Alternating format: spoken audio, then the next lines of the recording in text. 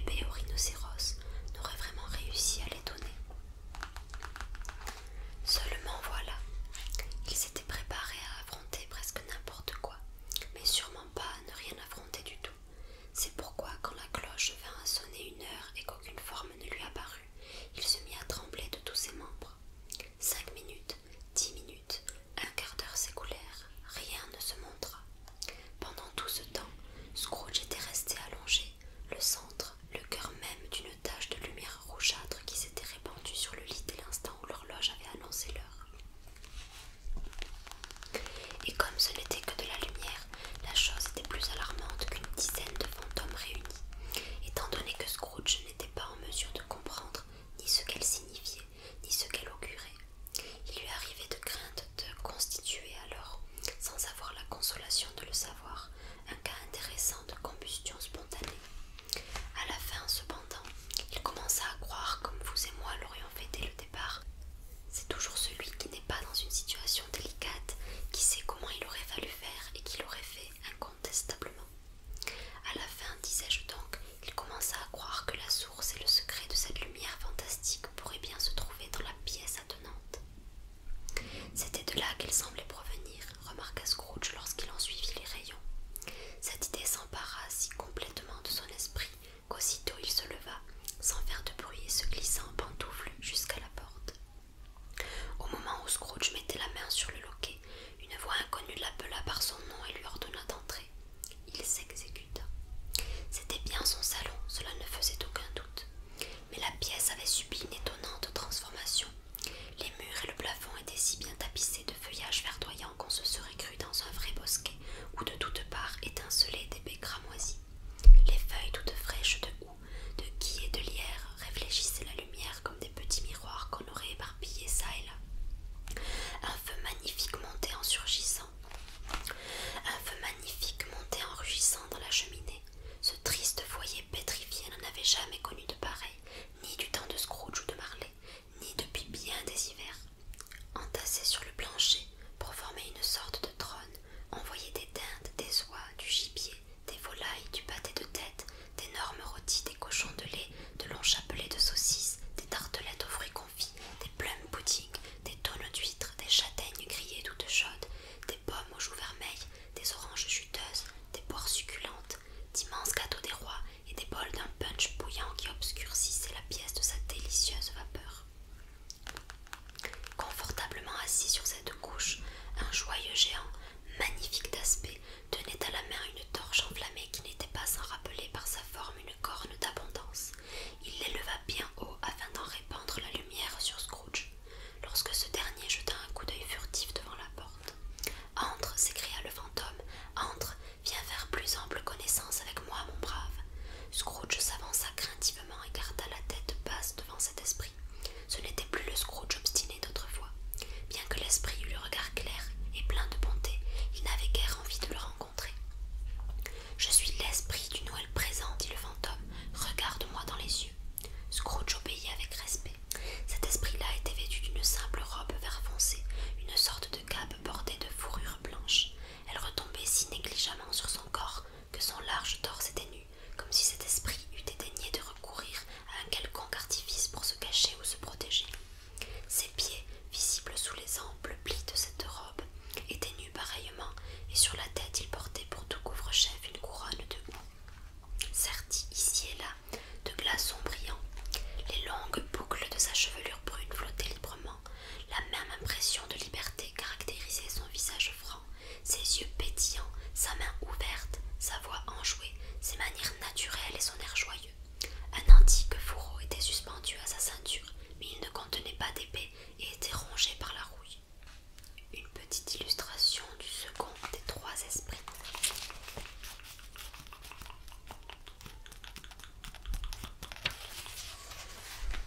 Ok. Tu n'as jamais vu mon pareil, s'exclama l'esprit. Non, jamais, répondit Scrooge. Et tu n'as pas non plus fait route avec les plus jeunes membres de ma famille. Je veux dire, car je suis très jeune, mes frères aînés qui sont nés ces dernières années poursuivirent l'apparition. Je crois que non, dit Scrooge. J'ai bien peur que non, esprit. Avez-vous beaucoup de frères? Plus de 1800, dit le fantôme. Voilà une famille terriblement nombreuse à entretenir, murmura Scrooge. Le fantôme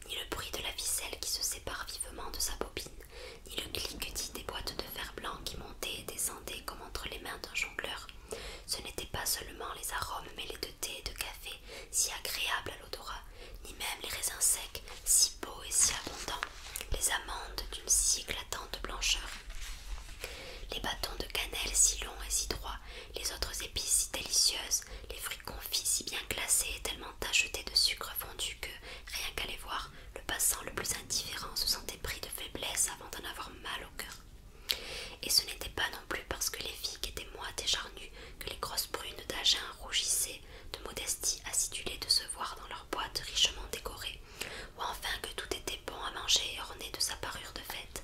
C'était plutôt que les clients étaient tous si pressés et si avides de connaître ce que cette journée leur avait promis de bon qu'ils se bousculaient à la porte, heurtaient comme des fous leurs paniers d'osier, oubliaient leurs emplettes sur le comptoir, revenaient les chercher en courant et commettaient 1000 erreurs semblables de la meilleure humeur du monde. Pendant tout ce temps, l'épicier et ses garçons montraient tant de franchise et de vivacité que le cœur de métal poli qui fermait leur tablier dans le dos aurait bien pu être le leur, porté au dehors, prêt à subir l'inspection générale et à se laisser picorer par les choucas de Noël si bon leur semblait. Mais bientôt les choses appelèrent toutes ces bonnes gens à se rendre à l'église ou à la chapelle. Par bandes, ils envahirent les rues dans leurs plus beaux habits, arborant leur visage le plus gai. Au même moment, de quantité de rues latérales, de ruelles et de coins sans nom, on vit surgir d'innombrables personnes qui allaient faire cuire leur dîner chez le boulanger. La vue de ces pauvres gens chargés de leur festin parut beaucoup intéresser l'esprit, car il alla se poster sur le pas de porte d'une boulangerie, Scrooge à ses côtés. Après avoir soulevé au passage le couvercle des plats, avec sa torche, il répandait un peu d'encens sur le dîner de ces gens. C'était en vérité une torche fort extraordinaire que la sienne. Une ou deux fois que des porteurs de dîner avaient échangé des paroles de colère pour s'être bousculés, l'esprit en fit tomber sur eux quelques gouttes et aussitôt leur bonne humeur revint. C'était honteux, disait-il, de se quereller le jour de Noël. Rien de plus vrai, d'où Jésus, rien de plus vrai. Peu à peu, les cloches se turent, les boulangeries fermèrent, mais il y avait comme un avant-goût réjouissant de tous ces dîners et de leur cuisson en cours dans le rond de neige fondue au-dessus du four de chaque boulangerie, et leurs trottoirs fumaient comme si les pavés aussi étaient en train de cuire. Y a-t-il donc une saveur spéciale dans ce qui tombe de votre torche demanda Scrooge. Oui, la mienne. Est-ce que votre torche marcherait sur n'importe quel dîner aujourd'hui demanda Scrooge. Oui, pourvu qu'il soit offert de bon cœur, mais surtout sur un dîner de pauvres. Pourquoi cela? Parce que c'est celui qui en a le plus besoin. Esprit, dit Scrooge après un instant de réflexion, je m'étonne alors que ce soit vous, de tous les êtres peuplant les nombreux mondes qui nous entourent, qui souhaitiez faire perdre à ces pauvres gens l'occasion de prendre un plaisir innocent. Moi, s'écria l'esprit, vous voudriez les priver du moyen de dîner le 7e jour de la semaine, et cela alors que c'est souvent le seul jour où l'on puisse dire qu'ils dînent, continua Scrooge, n'est-ce pas vrai? Moi, s'écria l'esprit, c'est bien vous qui cherchez à faire fermer ces fours le jour du Seigneur, dit Scrooge. Cela revient au même. Moi, aller faire cela, s'exclama l'esprit. Pardonnez-moi si je fais erreur, on l'a fait en votre nom, ou du moins en celui de votre famille, dit Scrooge. Sur cette terre qui est la tienne, répliqua l'esprit, il y a des hommes qui ont la prétention de nous connaître et qui se servent de notre nom pour accomplir leur acte de passion, d'orgueil, de méchanceté, de haine, d'envie, de bigoterie et d'égoïsme. Ces hommes-là nous sont aussi étrangers, à nous et à toute notre famille, que s'ils n'avaient jamais vu le jour.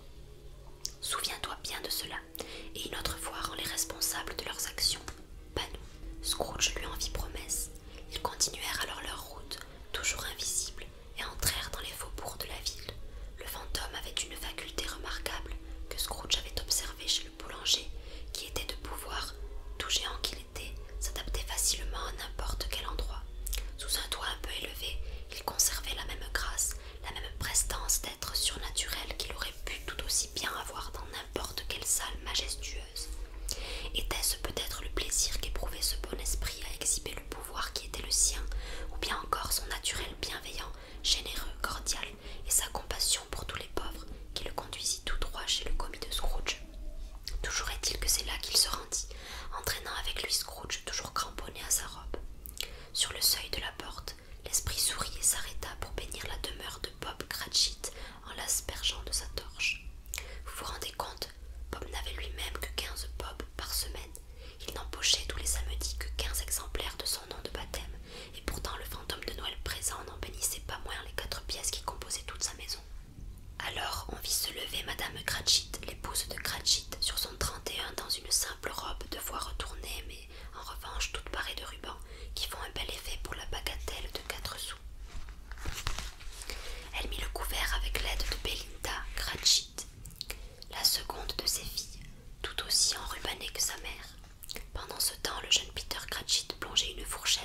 casserole remplie de pommes de terre, tout en se mettant dans la bouche les pointes de son monstrueux col de chemise.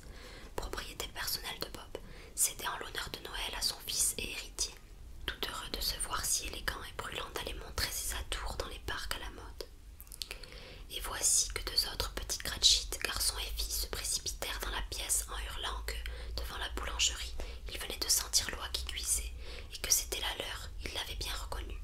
Ils se délectaient d'avance en songeant avec volupté à la farce d'oignons et de sauge, ces petits Cratchit, et ils se mirent à danser de joie autour de la table et à porter au nu le jeune Peter Cratchit, lequel, sans façon, malgré son col de chemise qui l'étouffait à moitié, attisa le feu tant et si bien que les pommes de terre trop lentes se décidèrent enfin à bouillonner et vinrent frapper bruyamment au couvercle de la casserole afin de se faire délivrer et peler.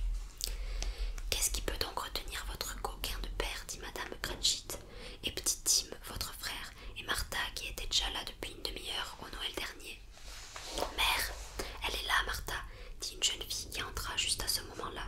« Mère, elle est là, Martha » répétèrent les deux petits Cratchit. « Hurrah, si tu voyais la belle oie, Martha !»« Eh bien, que le bon Dieu te bénisse, ma chérie, comme tu es en retard, » dit madame Cratchit en l'embrassant une bonne dizaine de fois et en la débarrassant de son châle et de son chapeau avec un empressement ostensible.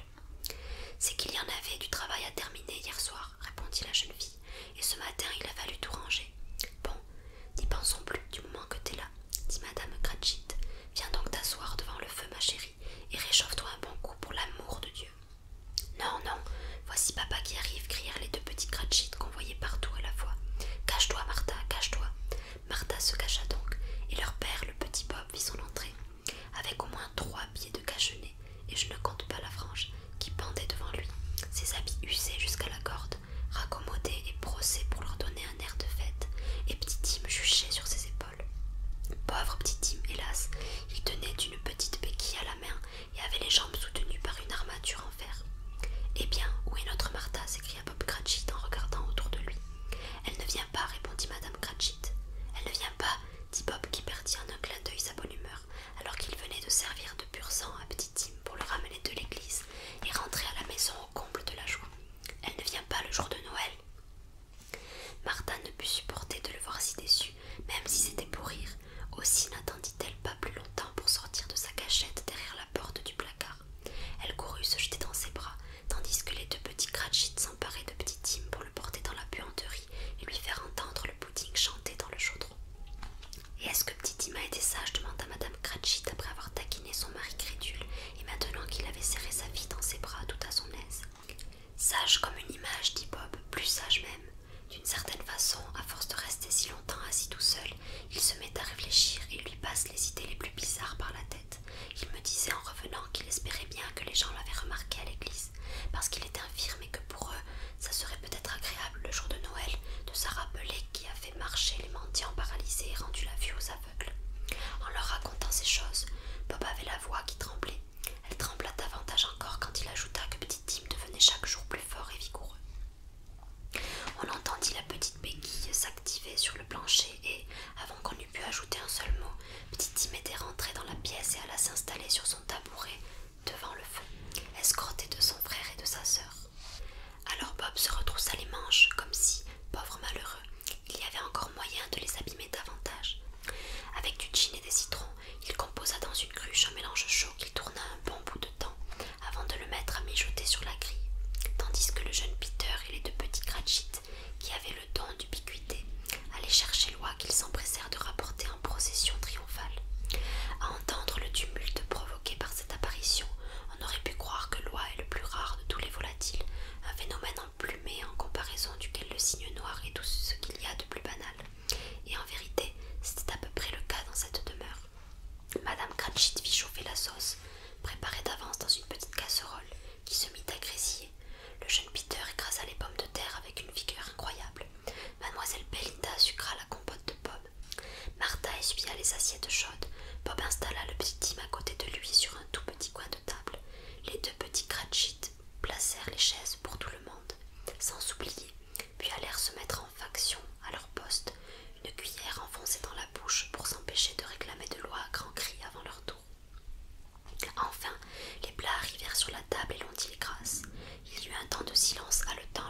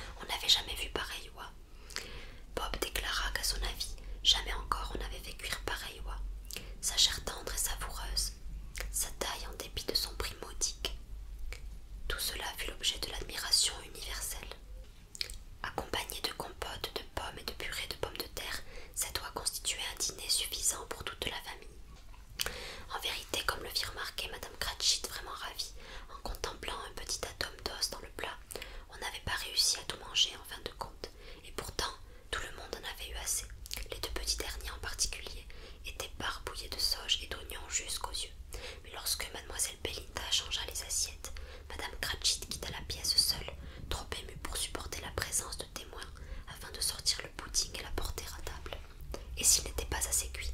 Et s'il allait se briser au démoulage? Et si quelqu'un avait escaladé le mur de l'arrière-cour pour le voler pendant qu'il se régalait de loi? Supposition qui fit blêmir les deux petits Cratchit, et on se mit à supposer toutes sortes d'horreurs. Ah, mais quelle quantité de vapeur! Le pudding était sorti du chaudron, et ça sentait comme un jour de lessive. C'était à cause du linge qui l'enveloppait. Ça sentait comme dans un restaurant voisin d'une pâtisserie, elle-même voisine d'une blanchisserie. C'était le pudding. 30 secondes plus tard, Madame Cratchit faisait son entrée, toute rouge mais un fier sourire aux lèvres, et elle apportait le pudding, semblable à un boulet de canon tacheté, si dur et si ferme, qui flambait dans la moitié d'une demi-pinte de cognac et qu'on avait paré d'une branche de houx de Noël piquée à son sommet. Ah, le merveilleux pudding! Bob Cratchit décréta, et en prenant un ton posé avec ça, qu'il le considérait comme le plus réussi des chefs-d'œuvre de Madame Cratchit depuis leur mariage, laquelle répondit que, maintenant qu'elle était soulagée de ce poids énorme, elle pouvait bien avouer avoir eu quelques doutes sur la quantité de farine. Chacun plaça son mot, mais personne ne s'avisa de dire ou de penser que c'était un bien petit pudding pour une si grande famille. C'eût été une pure hérésie. N'importe lequel des Cratchit aurait rougi de honte d'insinuer pareille chose. Enfin, le dîner s'acheva. On enleva la nappe, on donna un coup de balai devant la cheminée et on raviva le feu. Une fois la mixture dans la cruche goûtée et jugée parfaite, on mit des oranges, des pommes sur la table et une pelletée de châtaignes sous la cendre. Toute la famille Cratchit s'installa autour du feu pour former ce que Bob Cratchit appelait un cercle, voulant dire par là un demi-cercle. À portée de main, il avait tous les verres que possédait la famille, à savoir 2 timbales et une coupe pour la crème dont l'anse était cassée. Ces récipients firent néanmoins aussi bien l'affaire que des gobelets en or pour recevoir la boisson chaude de la cruche. Bob fit le service d'un air rayonnant, tandis que les châtaignes crépitaient et se fendaient avec fracas sous la cendre. Alors Bob proposa ce toast. « Joyeux Noël à nous tous, mes chéris, que Dieu nous bénisse. » La famille tout entière fit écho. « Que Dieu bénisse chacun de nous, dit Petit Tim, le dernier à parler. » Il était assis tout contre son père, sur son petit tabouret. Bob tenait sa petite main flétrie dans la sienne, comme si son amour pour cet enfant lui donnait envie de le garder à ses côtés, lui faisait craindre de se le faire ravir. « Esprit, dit Scrooge avec un intérêt qu'il n'avait jamais éprouvé auparavant, dites-moi si Petit Tim vivra. »« Je vois une place libre au coin de cette pauvre cheminée, répondit le fantôme, et une béquille sans propriétaire, qu'on conserve précieusement. Si l'avenir ne change rien à ces ombres, cet enfant mourra. »« Non, non, dit Scrooge, oh non, mon bon esprit, dites qu'il sera épargné. »« Si l'avenir ne change rien à ces ombres, reprit le fantôme, aucun autre de ma race ne le trouvera ici. Et alors, s'il faut qu'il meure, qu'il se décide et cela fera baisser l'excédent de population. » En entendant l'esprit citer ses propres paroles, Scrooge baissa la tête, accablé de douleur et de remords. « Homme, dit le fantôme, si toutefois tu as bien un cœur d'homme et non de pierre, renonce à cet odieux jargon hypocrite, tant que tu n'auras pas découvert en quoi consiste cet excédent et où il se trouve. Comptes-tu donc décider quels hommes doivent vivre et lesquels doivent mourir? Il se peut qu'aux yeux du ciel tu vailles moins et sois moins digne de vivre que des millions d'êtres semblables à l'enfant de ce pauvre homme. Oh mon Dieu, devoir entendre l'insecte sur la feuille décréter qu'il y a trop de vivants parmi ses frères affamés dans la poussière. » Tout tremblant, Scrooge subit la réprimande de l'esprit, les chines courbées, les yeux baissés, mais il s'empressa de les relever en entendant prononcer son nom. « À Monsieur Scrooge, disait Bob, je suggère de trinquer à la santé de Monsieur Scrooge, père de la fête. »« Père de la fête, tu parles, s'écria Madame Cratchit en rougissant. Je voudrais bien le tenir. Il aurait droit à sa fête lui aussi. Je lui dirai ce que je pense, en espérant qu'il a assez d'appétit pour l'apprécier. Ma chérie, protesta Bob, les enfants et le jour de Noël. Il faut en effet qu'on soit le jour de Noël, continua-t-elle, pour boire à la santé d'un homme aussi odieux, pingre, dur et insensible que Monsieur Scrooge. Tu sais bien qu'il est tout cela, Robert, personne ne le sait mieux que toi, mon pauvre. Ma chérie, dit Bob avec douceur, le jour de Noël. Je boirai donc à sa santé pour te faire plaisir et parce que c'est Noël, dit Madame Cratchit, mais pas en l'honneur de cet homme-là. Je lui souhaite longue vie, joyeux Noël et une heureuse année. Très joyeux et très heureux, c'est ce qu'il va être, je n'en doute pas. Les enfants portèrent le toast à la suite de leur mère. C'était la première fois qu'ils faisaient quelque chose sans enthousiasme ce jour-là. Petit Tim leva son verre en dernier, mais tout cela ne valait pas 2 sous pour lui. Scrooge était l'ogre de la famille. La seule mention de son nom avait jeté sur la petite fête une ombre qui mit 5 bonnes minutes à se dissiper. ce fut le cas, tous furent 10 fois plus joyeux qu'auparavant, tellement ils étaient soulagés d'en avoir fini avec Scrooge le maléfique. Bob Cratchit leur raconta qu'il avait une place en vue pour le jeune Peter et qu'elle lui rapporterait, s'il l'obtenait, ses 5 shillings 6 pence par semaine. Les deux petits Cratchit rirent comme des fous en pensant que Peter allait entrer dans les affaires. Quant à l'intéressé, il contempla le feu d'un air pensif entre les pointes de son col, comme s'il réfléchissait déjà au genre de placement qu'il honorerait de son choix, lorsqu'il entrerait en possession de ce revenu ahurissant. Martha, pauvre petite apprentie chez une modiste, parla alors du genre d'ouvrage qu'on lui assignait, du nombre d'heures de travail qu'elle faisait sans s'arrêter, et de son intention de rester fort tard au lit le lendemain matin et de bien se reposer, car c'était jour de congé qu'elle allait passer à la maison. Elle ajouta qu'elle avait vu quelques jours auparavant une comtesse et un lord, et que ce dernier faisait à peu près la taille de Peter, ce sur quoi Peter remonta tellement les pointes de son col de chemise que, si vous aviez été là, vous n'auriez pu voir sa tête. Pendant tout ce temps, la cruche et les châtaignes circulaient à la ronde, après quoi Petit Tim leur chanta quelque chose, une chanson qui parlait d'un enfant égaré dans la neige. Il avait une petite voix plaintive et il chanta vraiment très bien. Il n'y avait rien de très distingué dans tout ceci. Ce n'était pas une belle famille, ils n'étaient pas bien habillés, leurs souliers étaient loin d'être imperméables, leur garde-robe était limitée, et Peter savait peut-être, à coup sûr même, à quoi ressemblait une boutique de prêteurs sur gage à l'intérieur. Mais ils étaient heureux, reconnaissants, contents les uns des autres, et trouvaient satisfaction dans le moment présent. Lorsque leur image commença à s'estomper et qu'ils eurent l'air plus heureux encore, à la lueur d'étincelles brillantes dont les aspergea l'esprit en partant, Scrooge garda jusqu'au dernier instant les yeux fixés sur eux, et sur Petit Tim en particulier.